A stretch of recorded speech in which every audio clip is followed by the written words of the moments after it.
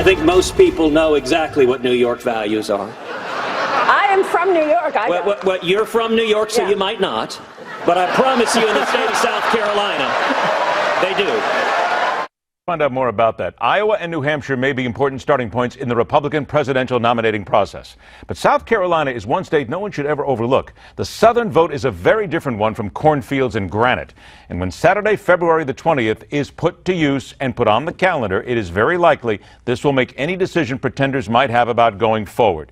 Think of the Palmetto State as where the weak find themselves with no place left to run.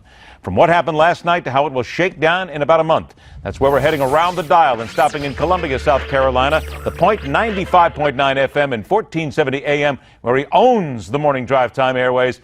Keven Cohen joins us again on the Hardline. Kevin, good to talk to you. Let's get right to it here. Debate's over, morning show. What were people talking about? What bothered them? What did they like?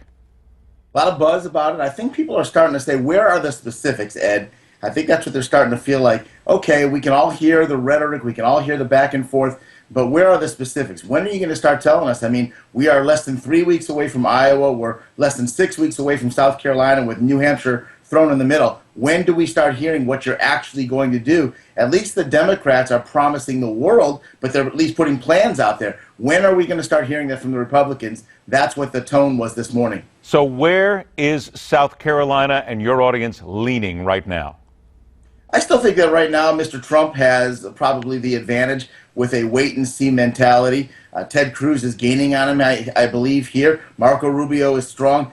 Today, Lindsey Graham endorsed Jeb Bush. I don't know if that'll help or hinder, but I can tell you that it at least happened today. So I think that there's still a legitimate 5-6 person race with clearly a first and second being, like there is everywhere else right now, a Trump and a Cruz lead with a Rubio gaining quickly. All right, now, the two of those going at it. Ted Cruz's Canadian birth came up during the debate, of course. Senator Cruz feels like it wasn't such a big deal until he started gaining on Donald Trump, and here's what he said.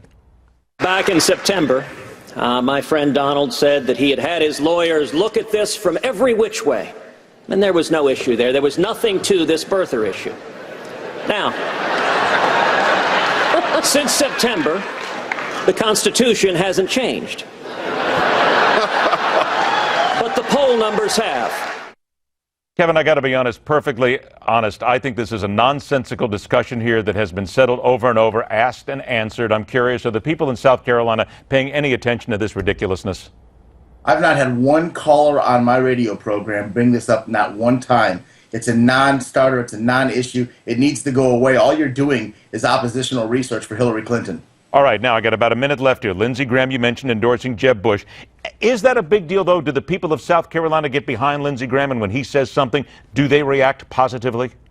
The money does. That's an important thing. Jeb Bush is not starving for money anywhere, but this really does put a lot of people that are Lindsey Graham financial supporters right in line to throw their money at Jeb Bush, and it gives him a shot in the arm to at least say one of the power brokers in the Palmetto State has gotten behind. Right now, Tim Scott hasn't endorsed, Nikki Haley hasn't endorsed, so this is the first really big endorsement of a real big name inside our state. Senator Ron Johnson of Wisconsin called your governor, Nikki Haley, an immigrant.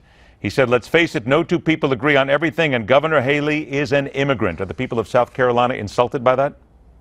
I would be, yeah, I think so. I think Nikki Haley is a rising rock star in this party. I think she's got a very bright future. And no disrespect to Mr. Johnson, but I think Nikki Haley's future is a little bit brighter right now than Mr. Johnson's is. So I think that he should climb aboard the Nikki Haley train because she's going a long way, and where she goes, a lot will follow. 20 seconds here, Kevin. The people of South Carolina, are they upset with her speech, or do they think that she did the right thing by cutting the middle?